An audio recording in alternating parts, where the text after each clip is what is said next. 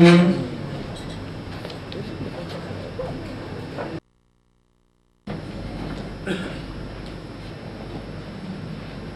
allons commencer notre cérémonie solennelle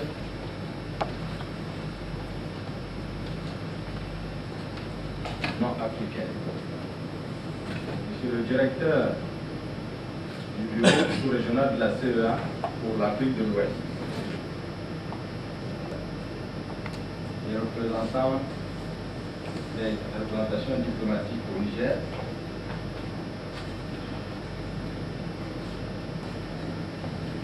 Mesdames et Messieurs les professeurs d'université et chercheurs, Mesdames et Messieurs les journalistes, à l'occasion de la présidence pour l'Afrique de l'Ouest de la CEA, c'est-à-dire de la Commission économique pour l'Afrique, et couvre les 15 pays de l'Afrique de l'Ouest, c'est-à-dire les 15 pays de la CEDEAO. Nous sommes ici, disais, en profit des produits de base africains, de l'emploi et de la transformation économique. C'est un rapport produit face, comme vous pouvez le constater, est co-signé par les deux dirigeants de ces institutions qui travaillent main dans la main pour l'émergence. Lopez, secrétaire général adjoint de l'Organisation des Nations Unies et secrétaire. L'Afrique se trouve en effet à un moment mondial au cours des 2 dernières années ont modifié le rapport de force à la puissance issue du Sud. Je ne vais pas les citer, vous les connaissez. Pendant que le monde occidental balance entre croissance molle et récession africaine, de créer les conditions de réserve de terres agricoles inexploitées. L'Afrique présente toute leur énergie. Monsieur, et en tire des leçons. Compte tenu des immenses ressources humaines et matérielles de la croissance, de l'emploi et de la transformation économique. 2013, par le représentant du développement communautaire. À Monsieur le directeur du bureau de la CEA, Ministre d'État, ministre du Plan de territoire et développement communautaire, Messieurs les directeurs généraux et directeurs, Messieurs les Excellences, Messieurs les ambassadeurs, membres du corps diplomatique, Messieurs les chercheurs, membres du chers collègues du système des Nations Unies, Mesdames et Messieurs, honorables invités. C'est avec plaisir que je vous accueille tous dans cette salle du Temple d'Hôtel Niamey à l'occasion de la cérémonie de lancement des rapports sur l'Afrique édition 2013, une des publications phares de la Commission économique des Nations Unies pour l'Afrique. C'est aussi pour moi l'occasion de remercier M. le ministre d'État, ministre du territoire, pour avoir accepté de participer personnellement même à cette activité. Monsieur le secrétaire général pour présider notre cérémonie. Ceci est un signe qui témoigne une fois de plus de la plus haute attention que les autorités du pays accordent au travail de la CEIA. Créée en 1958, la CEIA est une des 5 commissions régionales qui relèvent administrativement du secrétariat général des Nations Unies. En tant qu'organe régional de l'ONU en Afrique, elle a pour mandat d'appuyer le développement économique et social, d'encourager l'intégration régionale et de promouvoir la coopération internationale. Elle fait rapport au Conseil économique et social de l'ONU. Au regard du contexte international actuel, où les opinions sur les économies africaines sont passées du pessimisme à un optimisme excitant, il était le devoir de notre institution de se restructurer pour mieux répondre aux besoins de nos 54 États membres, des communautés économiques sous-régionales et des organisations internationales. La génération d'emplois décents et durables, l'élimination de la pauvreté et le renforcement de la capacité de résistance aux chocs exogènes de toutes sortes exigent une transformation structurelle profonde de nos économies. L'Afrique doit cesser d'exporter des matières premières et de créer des emplois pour les autres. C'est à cela que la CEIA veut s'atteler. Je profite donc de la présente rencontre pour lever un pan de voile sur les nouvelles orientations des activités de la CEIA. Pour mieux l'économie sociale de ses membres, encourager l'intégration régionale et promouvoir la coopération internationale pour le développement de l'Afrique, la CEIA portera dorénavant une attention particulière à la collecte statistiques régionales actualisées destinées à étayer la formulation des politiques et le plaidoyer pour l'Afrique. La promotion du consensus politique, l'appui au renforcement des capacités et la fourniture de services consultatifs dans les principaux domaines thématiques où il intervient. Enfin, pour ce qui est du plaidoyer pour l'Afrique, la CEIA entend poursuivre ses efforts de communication et de partage des connaissances. Cet atelier rentre précisément dans le cadre de cette contribution au corpus de connaissances censé remédier au manque de diffusion des résultats de recherche sur l'Afrique. Sur ce, je vous remercie pour votre aimable attention.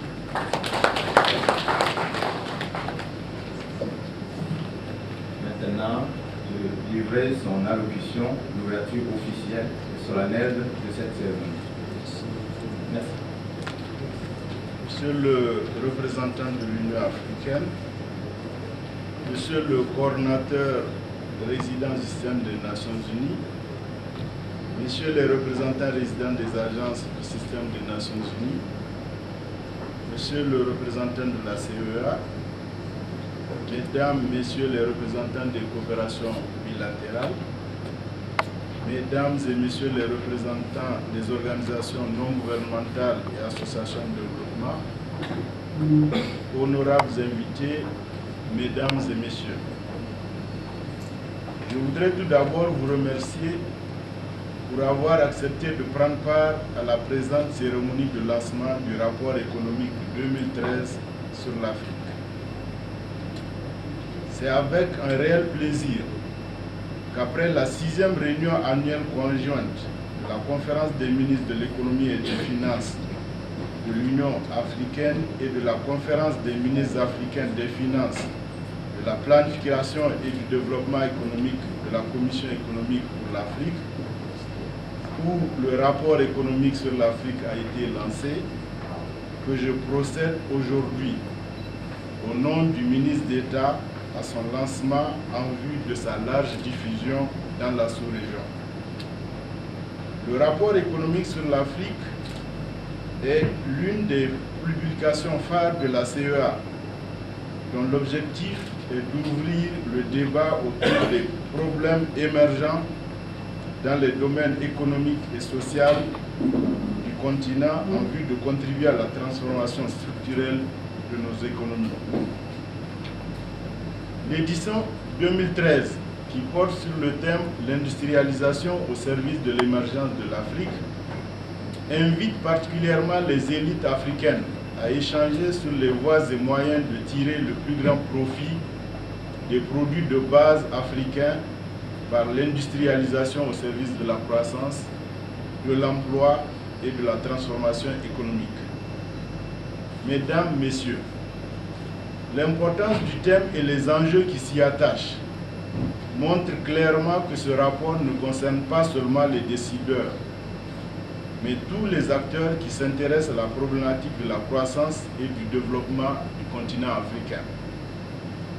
Il fait noter que dans le contexte actuel, les pays africains ont une occasion réelle de tirer parti de leur dotation en ressources naturelles et des prix internationaux élevés des produits de base, aussi bien que des opportunités qu'offrent les mutations intervenues dans l'économie mondiale pour promouvoir la transformation économique par l'industrialisation fondée sur les produits de base et s'attaquer à la pauvreté, aux inégalités et au chômage des jeunes. Ce rapport révèle en particulier l'importance de la transformation structurelle des économies, qui pourrait passer par une industrialisation favorable à l'accroissement du maintien du niveau de valeur ajoutée domestique plus important. Cette évolution est une des garanties pour faire face à la demande sociale de plus en plus forte en raison de la jeunesse de notre population. Sous cet angle, un renforcement de l'employabilité de nos jeunes, s'appuyant notamment sur les potentialités propres, s'avère nécessaire, ce qui implique qu'un accent particulier soit mis sur la formation professionnelle au profit des secteurs pour lesquels nos pays disposent de ressources naturelles. Domestiquer les technologies, renforcer nos capacités institutionnelles et individuelles suppose dans cet élan une révision de nos curricula de formation pour mieux répondre aux besoins de nos économies. En outre, la mise en œuvre des réformes structurelles exige par ailleurs des investissements massifs, ce qui suppose une mobilisation importante de ressources intérieures et extérieures. Sur l'ensemble de ces questions, le rapport suggère des orientations et propose des pistes. Mais il est clair que dans la mise en œuvre des solutions, chaque État doit d'abord tenir compte de sa spécificité, notamment de ses conditions initiales. Mesdames et Messieurs, pour mieux affronter le marché mondial, principal facteur de croissance, nos pays doivent tirer le maximum de profit de leur cadre d'intégration. Plusieurs accords, plusieurs protocoles, traités et autres engagements internationaux ont été signés et ratifiés par nos États pour élargir les marchés à nos entreprises. Mais force est de constater que les pratiques quotidiennes de nos administrations ne favorisent pas toujours le commerce intra-africain. Il est clair que la question fondamentale reste ici la capacité de financement et de mise en œuvre de la politique industrielle proposée et de son plan d'action. À cet égard, je soulignais tantôt l'importance de la mobilisation des ressources et en particulier des ressources internes pour soutenir les efforts d'industrialisation de nos États afin d'accroître notre part contributive au commerce international. Il est donc essentiel que les pays de la sous-région multiplient les efforts en vue d'améliorer la pression fiscale en la portant à plus de 20% du PIB, en faisant notamment participer le secteur informel à l'effort fiscal, en réduisant les exonérations de toutes sortes et en assurant la transparence fiscale. Il s'agit en fait de démocratiser la fiscalité. Mesdames, Messieurs, nos pays se doivent aussi de revoir les contrats miniers qu'ils signent lorsqu'ils n'en tirent pas suffisamment de bénéfices pour soutenir nos économies ou lorsque les conditions de leur application ont visiblement évolué. Des mécanismes d'accompagnement existants au niveau régional que mondial pour la remise en cause des contrats iniques au détriment de nos peuples. Par ailleurs, la CNUSED a mené un travail important sur la fuite des capitaux en Afrique. Outre des mesures pour le rapatriement de ces ressources, il est important de mettre en place des mécanismes efficaces de transparence dans la gestion publique et insister sur le principe de rendre compte en Afrique. La lutte contre l'impunité est essentielle pour la protection de nos ressources en vue de les allouer dans des programmes visant à améliorer les conditions de vie de nos populations. Le présent rapport met en évidence les possibilités pour le continent de promouvoir la compétitivité, réduire sa dépendance à l'égard des exportations de produits primaires, ainsi que sa vulnérabilité aux chocs extérieurs pour enfin émerger en tant que nouveau pôle de croissance mondiale. Il montre donc comment l'Afrique peut utiliser ses ressources naturelles pour créer de la valeur, de nouveaux services et des capacités technologiques. Le rapport reconnaît que tirer le plus grand profit des produits de base africains exige des cadres appropriés de planification du développement et des politiques industrielles efficaces qui reposent sur des faits et prennent en compte ce qui influe sur l'étendue et la profondeur des liens, de même que les facteurs structurels et propres aux pays qui sont à l'origine de ces liens.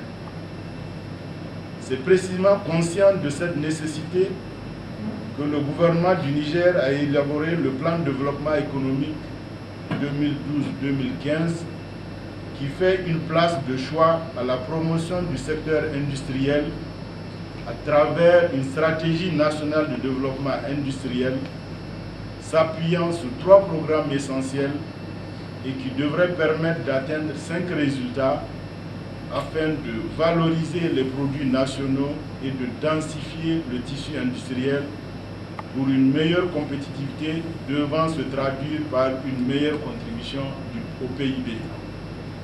Il s'agit du programme de renforcement du cadre institutionnel et organisationnel qui prévoit l'élaboration et l'adoption d'une politique industrielle cohérente et adaptée, l'adoption d'un plan de développement industriel, l'élaboration et l'adoption d'une politique nationale de l'innovation et de la propriété industrielle, la création de nouvelles zones industrielles et la création de tribunaux appropriés. Il s'agit également du programme de développement industriel centré sur l'identification des zones de production et la construction d'infrastructures de production et d'acheminement des produits. D'autres mesures sont envisagées pour soutenir les producteurs, réduire le coût de transport et d'énergie, faciliter le développement des unités industrielles, notamment dans le domaine de la transformation des produits agro-pastoraux. Il s'agit également du programme de mise en œuvre et de vérification de la normalisation des produits industriels, se concentrant sur l'amélioration de l'application des normes existantes, le développement du cadre de normalisation et les actions de vulgarisation de l'ensemble de ces normes. Les autres mesures envisagées portent sur la réalisation de diagnostic des entreprises industrielles, l'amélioration des performances économiques de 75 entreprises industrielles, la mise en œuvre d'un dispositif de suivi et évaluation des plans de restructuration et de mise à niveau des entreprises industrielles, la surveillance de la qualité des produits locaux et importés et la vulgarisation et l'internalisation du programme de qualité. Mesdames et messieurs, comme vous pouvez le constater, le Niger a su prendre la mesure de l'importance stratégique du secteur industriel en tant que levier de transformation et de structuration de l'économie. C'est pourquoi le gouvernement prendra toutes les mesures nécessaires pour mettre en œuvre, en partenariat avec le secteur privé et avec l'appui de ses partenaires techniques et financiers, les programmes de promotion du secteur industriel afin de renforcer durablement la base productive de son économie et de participer en tant qu'acteur dynamique et performant dans le commerce international. Sur ce, je déclare officiellement lancé le rapport économique 2013 sur l'Afrique. Vive la coopération internationale, je vous remercie. Et nous remercions très vivement Monsieur le secrétaire. Après ces allocutions d'ouverture, Quelle est la situation d'ensemble dans le continent et maintenant donner quelques exemples de la manière dont il faut faire pour tirer profit de proposer une stratégie. Donc concernant la situation économique du continent, du monde, les performances des grandes sous-régions du monde. L'Afrique, c'est ça qui représente l'Afrique. On voit donc que malgré la crise internationale, que l'Afrique quand même a pu résister, sauf que par exemple en 2011, tout cela, cette baisse, cette faible performance s'explique par la sécheresse ici. Si vous prenez les grandes régions africaines, ça c'est l'Afrique de l'Ouest. Vous voyez que l'Afrique de l'Ouest, de 2008 à 2012, le fait que, bon, c'est vrai, par exemple, si je prends 2011, 2012, il y a une légère baisse, ce qui est lié au fait qu'il y a eu quelques faibles performances au Ghana et au Nigeria. L'industrialisation, je crois, comme on l'a dit, notre souci, c'est qu'il y a eu une croissance très forte, mais comme le disent l'adage ou bien les opposants à le régime disent toujours qu'on ne mange pas les chiffres dans le commerce mondial. Donc, ce qu'on voit ici, c'est qu'ici, en fait, quand on regarde tous les continents, on constate que l'Afrique, c'est lui ce qu'il donne, il essaie de montrer un peu la situation en Afrique. Bon, ça augmente les prix des matières premières, que ce soit agricoles, qui ne veulent pas réellement, donc c'est très difficile de s'en. Mais il y a toujours des possibilités dans ces marchés-là. Alors au Kenya, donc en Éthiopie et au Kenya, pour tout ce qui est de ces chaînes-là, les États n'ont pas vraiment intervenu correctement. Par contre, au Kenya, tous les légumes frais, le gouvernement est intervenu, l'Égypte avec le coton, l'Éthiopie avec le cuir, le Nigeria, pétrole. Ce qui est présenté ici, c'est les facteurs qui bloquent.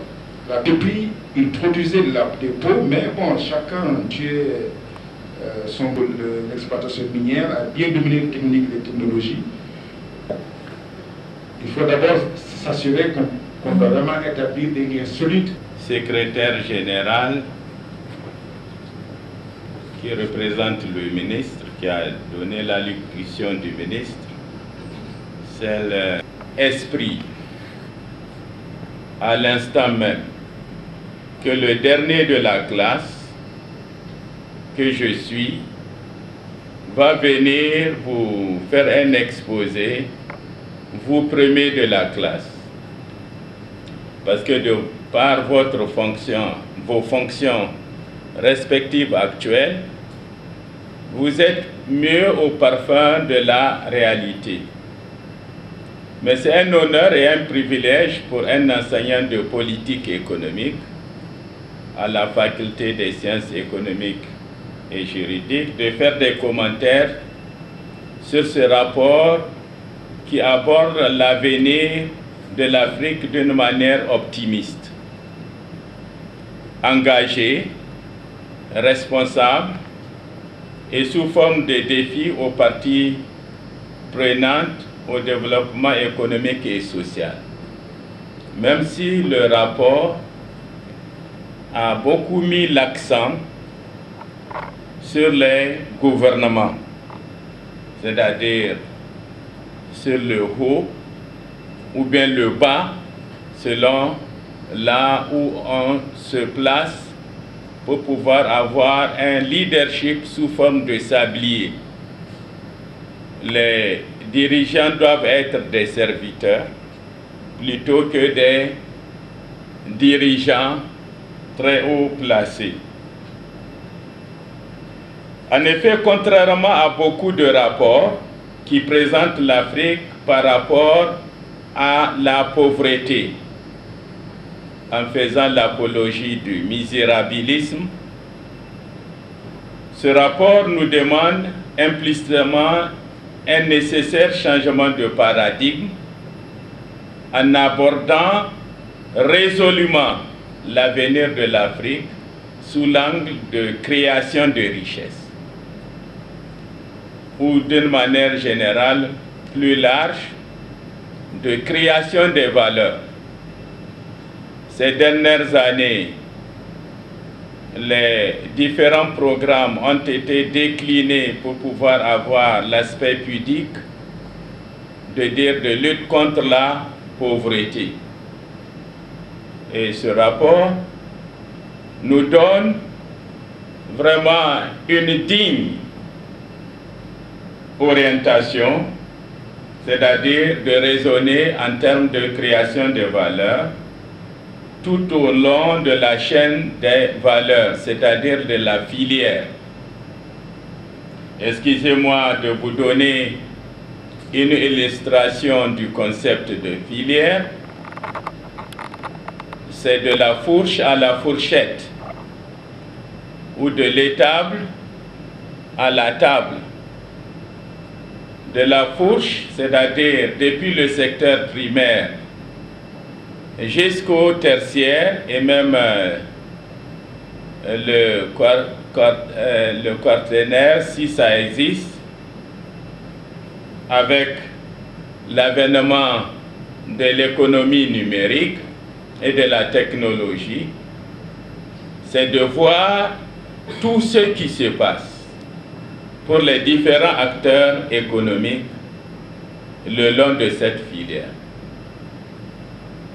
Pour pouvoir vous donner une illustration de la filière beaucoup plus par rapport à ma fonction actuelle, il y a des filières courtes, il y a des filières longues. L'Afrique, pour ses produits de base, a très malheureusement continué à avoir des filières courtes en ce qui concerne la création des valeurs ajoutées. C'est malheureux, c'est triste, et ce rapport nous donne un message optimiste. Cela me rappelle un livre que j'avais lu et que j'aimerais le relire, The Power of Positive Thinking. La puissance ou le pouvoir lié à avoir des visions positives. Souvent, je disais à mes sœurs, et j'ai vu Madame Ebro, qui de ceci, elle était au ceci, les gens présentaient les femmes comme des vulnérables, des pauvres. J'ai dit, mais moi, en tant que Bogobiri, moi je vois des femmes comme la Inna ou bien la Sarona Mangou, qui sont des modèles, des exemples dans la société et qui ne raisonnent pas en termes d'infériorité ou de vulnérabilité. Pas moins entreprenante avant l'OM interpelle, telle qu'elle a été présentée dans le rapport sur la lecture des taux de croissance. Je suis d'autant plus heureux que je suis en face d'experts et spécialistes. Merci, Monsieur le Président. Donc c'est Bouraïm Hamidou, je suis du ministère des Finances, à la Direction générale des réformes financières. Je tiens à remercier la Commission économique pour l'Afrique, remercier le professeur Chako, en tout cas pour l'opportunité offerte à notre pays pour pouvoir un peu parler du développement de l'Afrique.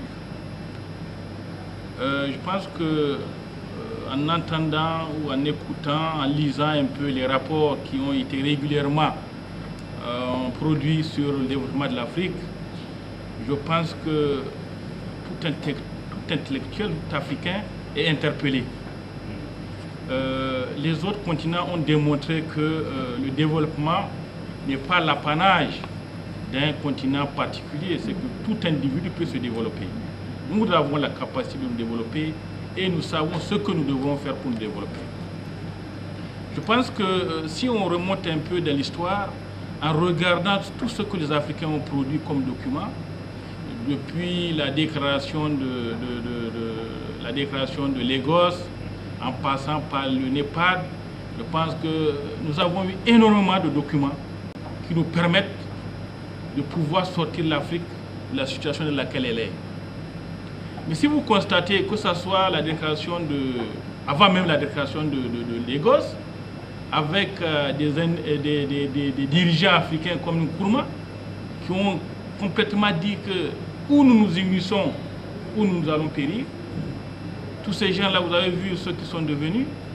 En passant par le NEPAD, les gens, les promoteurs du NEPAD aujourd'hui, il n'y a qu'un seul qui est encore là. Et lui-même, il est là. Est-ce qu'il a même quelque chose dans le NEPAD? Alors, nous devrons maintenant savoir que nous sommes mieux placés que les autres pour savoir ce que nous voulons faire. Aujourd'hui, ce que l'Afrique doit faire, tout le monde le sait. Maintenant, ce qu'il nous faut un courage politique. On ne peut pas faire des omelettes sans casser des œufs. Et vous ne pouvez pas penser que c'est d'autres qui vont venir penser à notre place pour pouvoir nous développer. Ils n'ont pas intérêt. Aujourd'hui, l'Asie, aujourd'hui, les États-Unis sont en train de montrer qu'ils n'ont pas intérêt à ce que nous soyons développés. Donc nous sommes mieux placés que quiconque pour savoir ce que nous devrons faire.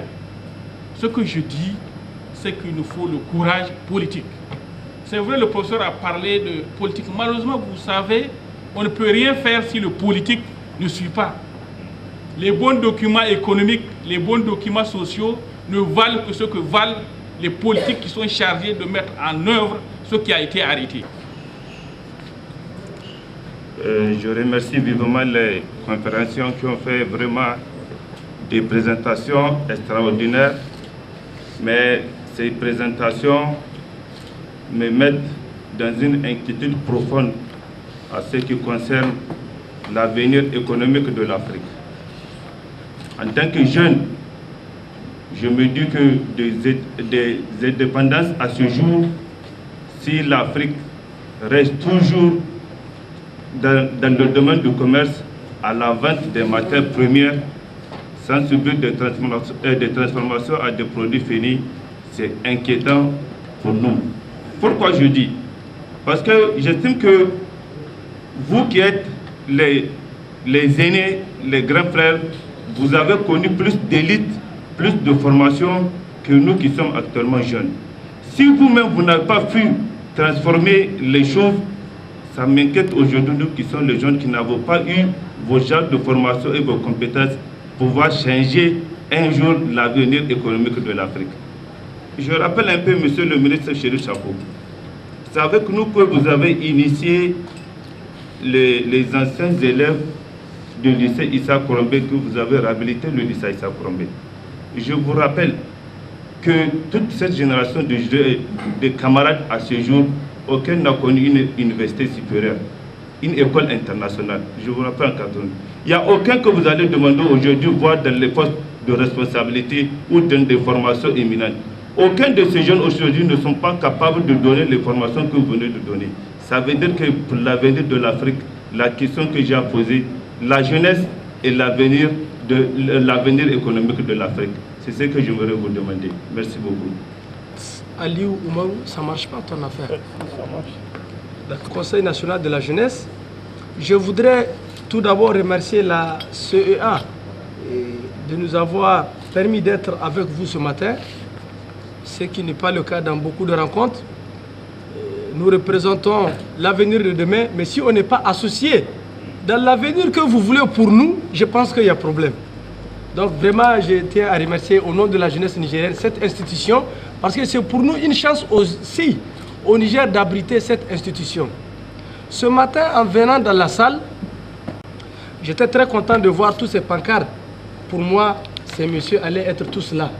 Malheureusement, comme ce n'est pas une remise de 4x4 ou de limousine, on était obligés, nous on était derrière, on nous a fait venir devant parce que tous ces ministres n'étaient pas présents. C'est regrettable. C'est regrettable parce que, comme l'a dit l'aîné, il faut une volonté politique. Mais des hommes politiques qui ne sont même pas intéressés à ce genre de rapport, où est-ce qu'ils vont nous amener? Ça, c'est inquiétant. Et je le dis en tant que jeune, et à chaque fois que j'ai l'occasion de le redire sur le média, je le dirai, ça, c'est préoccupant. Heureusement que les techniciens des différents ministères sont là, mais ils ne sont que des techniciens, ils ne prennent pas de décisions. Ceux qui prennent les décisions, aucun n'est venu. C'est vraiment lamentable pour le Niger. Je continue. J'ai eu la chance de parcourir un peu le résumé du rapport. J'ai vu que la part d'exportation mondiale et la part de production, l'Afrique représente moins de 7%. Le cumul, je parle du cumul des deux. Comment l'Afrique va s'en sortir?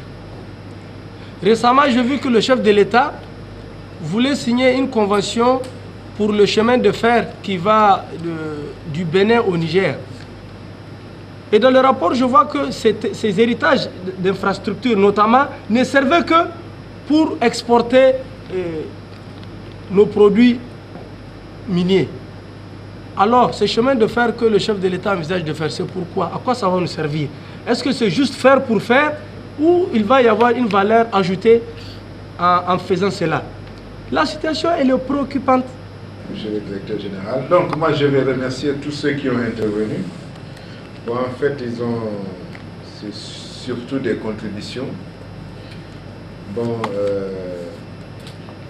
maintenant, je crois que par rapport à la proposition surtout de notre collègue de la jeunesse, bon, je crois qu'on peut garder le contact pour voir la faisabilité de cette rencontre, en rapport aussi avec les autorités du pays pour voir comment on pourra le... Effectivement, je crois que vous avez vraiment mis le doigt vraiment sur le point le plus important. Parce qu'en fait, on ne doit pas faire le bonheur des autres à leur place. C'est important que ceux-là même qui sont chargés de bénéficier des impacts et des fruits puissent être déjà à l'origine de la conception des activités. Donc sur ce plan, réellement, je suis d'accord avec vous. On pourra voir comment réellement évoluer. Bon, par rapport aux autres commentaires, c'est des contributions, donc je crois que je suis d'accord avec eux, c'est seulement un investissement du rapport. Pour ça, vraiment, c'est la même chose émue après ce que Ibrahim avait dit, Mouri et puis Aliou. Vous savez, nous sommes tous dans la même galère. Quand j'avais vu ce que Lula avait fait au Brésil, mais malgré tout, les événements de ces jours-ci avec la présidente, ils sont violents par rapport à ça. Mais j'ai entendu des jeunes dire, c'est vrai, leur situation s'est améliorée, mais ils veulent plus. Ici, la situation s'est empirée. Les jeunes veulent tout juste un minimum. Il y a que deux voies. Il faut, à cause de Dieu, parce que maintenant il faut passer comme ça, que ce que Hamid a dit, je l'accepte à 100%. Celui qui ne le sait pas et qui sait véritablement, en venant à un poste de responsabilité qui ne pourra plus changer, qu'il ne peut pas transformer quelque chose. Vraiment qu'on ne répète pas les mêmes et donner des problèmes de conscience aux techniciens, aux technocrates et autres qui continuent à faire le travail. De grâce. Parce que si c'est comme ça la démocratie, vraiment, ce n'est pas bon. Et vous les jeunes, ce que vous avez dit là, dites-le partout. Et dites-le là où les gens sont absents. Je ne sais pas pourquoi ils sont absents. Je ne sais pas. Mais on va, malheureusement, l'année se termine. Pour l'excellence, en tout cas, des interventions.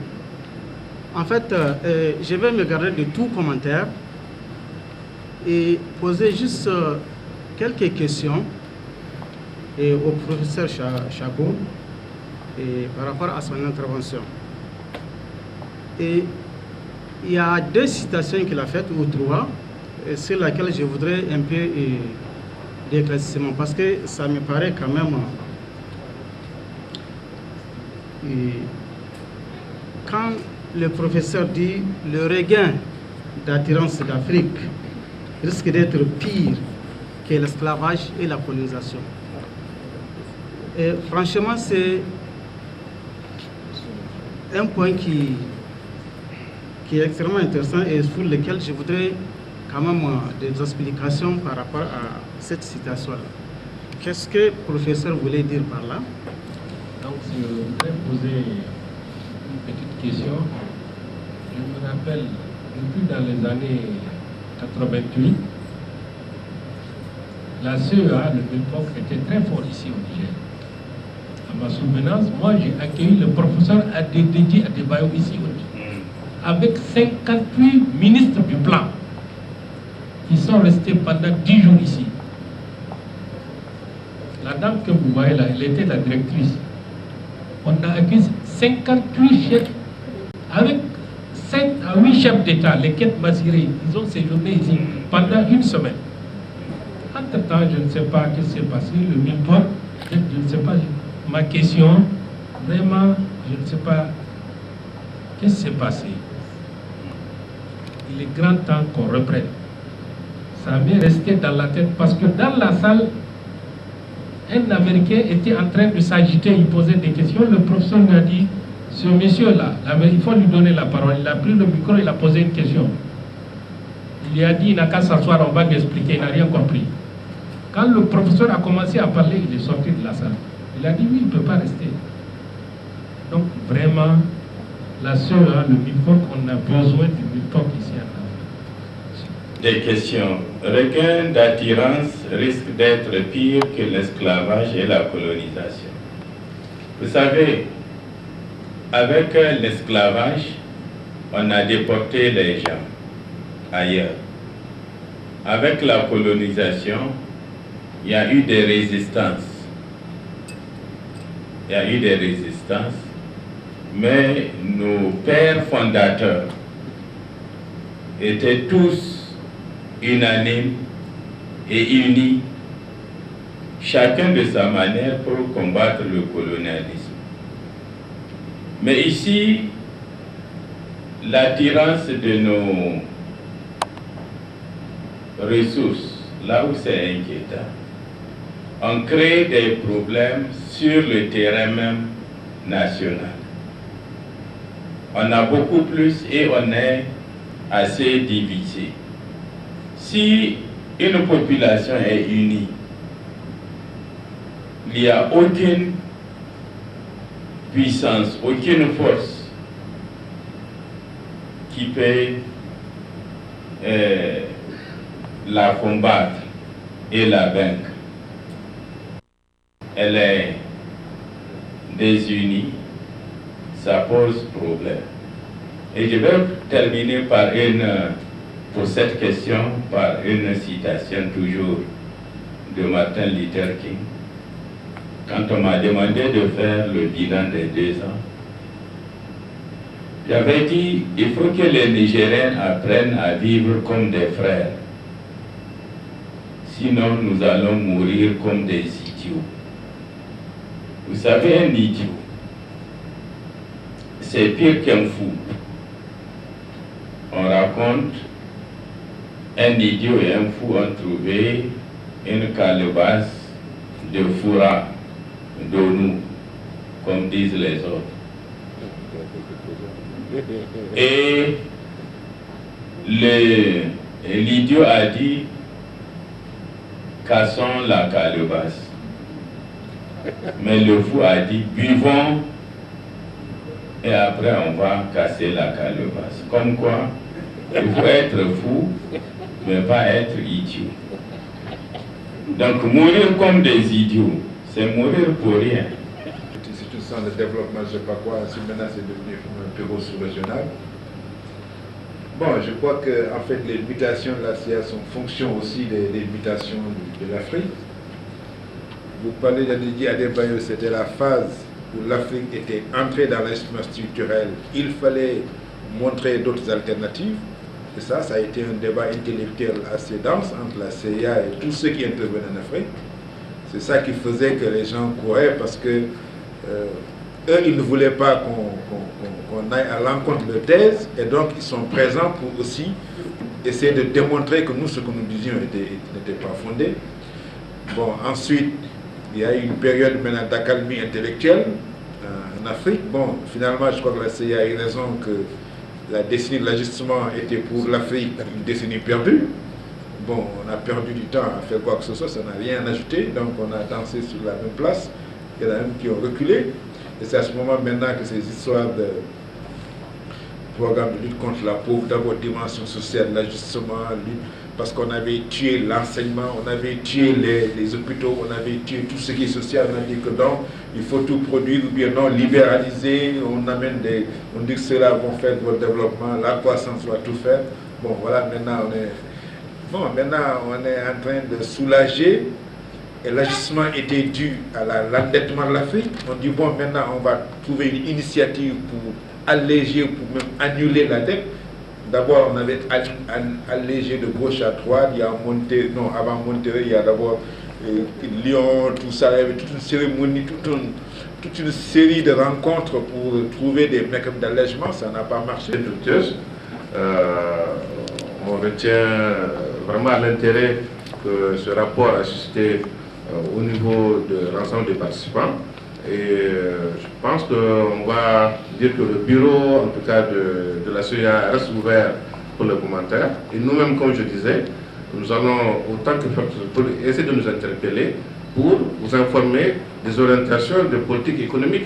Parce que c'est vrai qu'il y a eu des choses, mais essayer de comprendre pour pouvoir interpeller. Parce qu'il y a eu des changements quand même au Niger.